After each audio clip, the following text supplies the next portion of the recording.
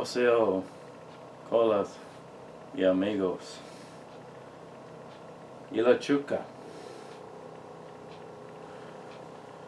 Welcome, brothers and sisters,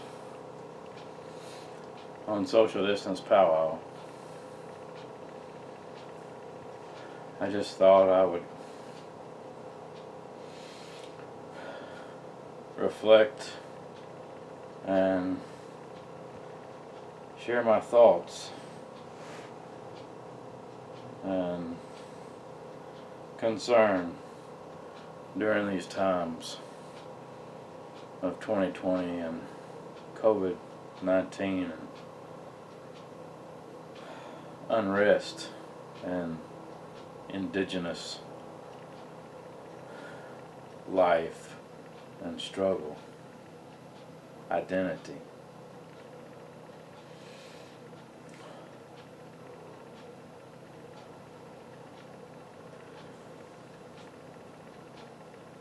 My tribe is the Chalaki Inadaki Aniamiga, the Texas Cherokee, or the Cherokee in Texas, who came here during the early 1800s due to Spanish invitation, but were eventually killed and run off and lied to by government officials of the Texas Republic.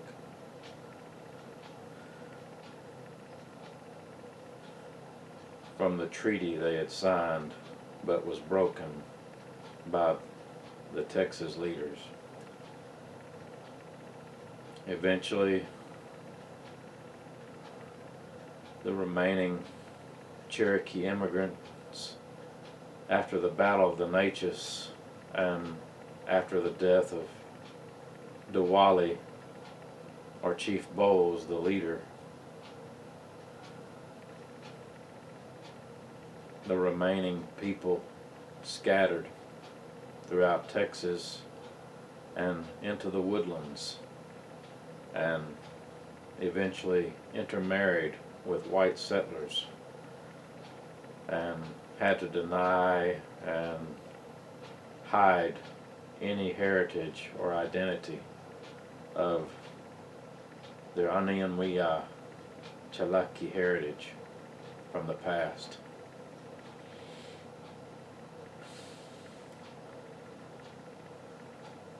Other nations have suffered as well. Shishista, Southern Cheyenne, and Chief Black Kettle at Sand Creek and Ouachita.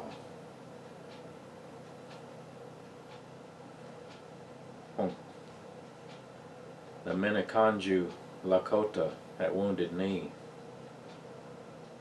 and the Chalaki, Muskogee, Seminole, Chickasaw on the Trail of Tears, and many others who were abused and betrayed by the U.S. government and leaders in the dominant settler society who promised or preached one way of righteousness but seemed to turn and non-practiced what they said they believed in. Much hypocrisy and forked speech that amounted to dishonesty and more.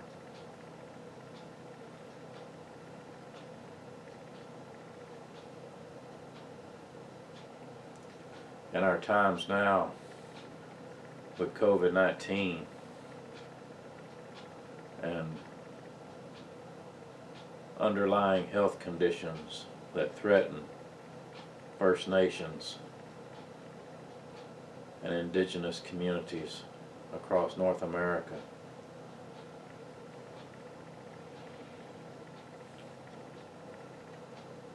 I'm uncertain of how our future and the future of all people will come out at the end of this pandemic.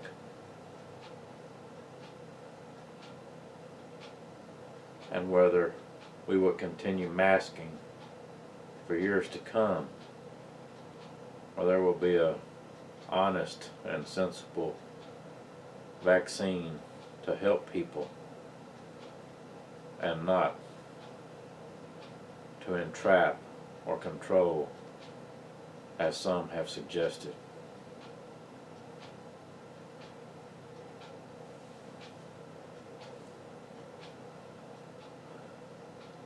Politics has been a part of the United States since its conception, against King George, and then the founding fathers against each other, and their development of the two-party political system, which we now have. During the 19th century,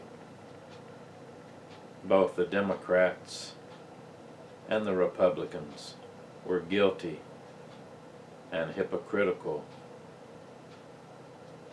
and worthy of crimes against humanity and indigenous nations of North America, as well as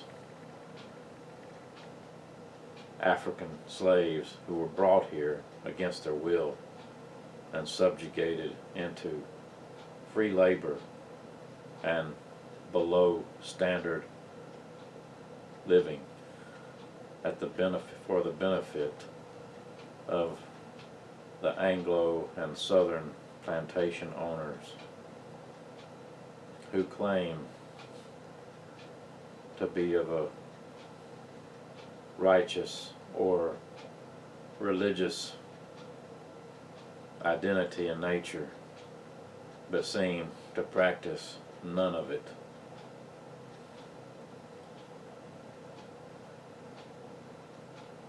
The Indian Wars continued after the Lewis and Clark expedition, and Andrew Jackson enacted his Indian removal policy in 1830, and the Trail of Tears followed.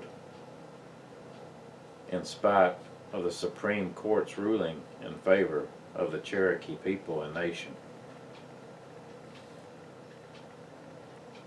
as well as the Republic of Texas and President Marable Lamar's Indian policy of removal and elimination of all tribes in the Texas territory and country.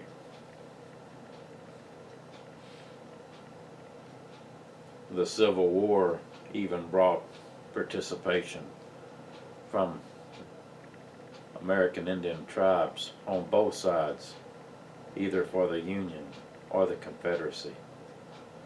And then afterwards, the Union, the United States, continued their policy of war and aggression against First Nations, treaty making, and then broken treaties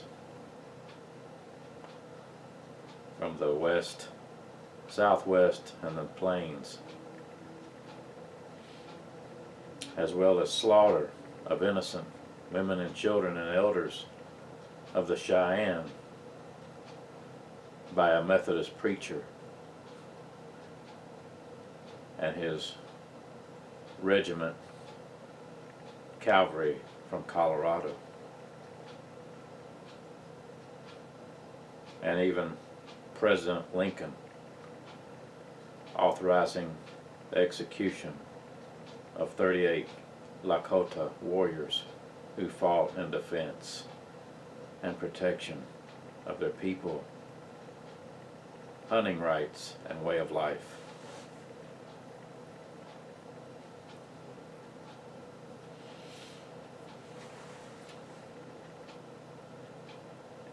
Then the senseless slaughter of the Yanisa Tatanka on the plains north and south. Piles and piles of carcasses of buffalo bodies left to rot and stink, and only taken for their heads as trophies, and their hides for rugs and clothing for manufacturing in the eastern United States and in Europe. And millions of buffalo head bones piled and piled high in the Kansas and Texas plain country. And the U.S. generals' ideas of the only good Indian is a dead Indian. So the buffalo hunters solved their problem, so to speak, so they could enact the imprisonment and reservation system on the plains and western tribes, as well as the other subjected tribes they had fought across the east and the southwest. The Comanche under Quanah Parker fought the good fight until the end, until resolve made it clear that they could not stop the white man or his blue coat army, and finally surrendered or came in to the reservation at Fort Sill.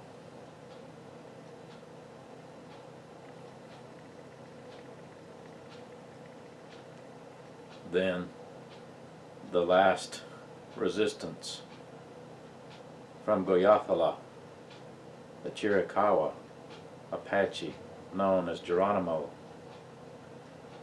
finally surrendered and gave in,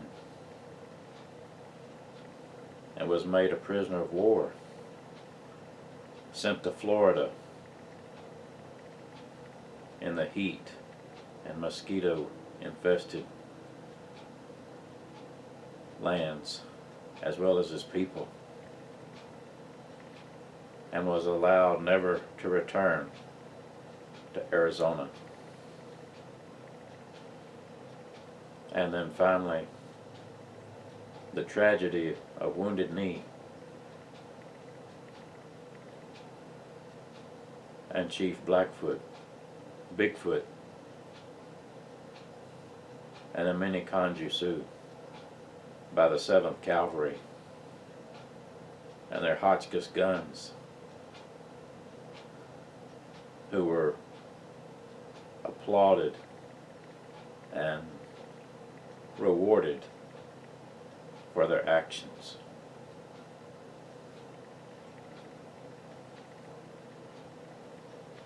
Then in the 20th century, in the 1920s, only then was the American Indian, the remaining population, given the right of U.S. citizenship and the right to vote. And after followed several federal policies of Indian relocation and assimilation into the American mainstream until the 1960s and the formation of Indian rights groups such as AIM, and then the siege in 1973 on Pine Ridge between Dick Wilson's goons and the tribal council and traditional warriors led by Dennis Banks and Russell Means.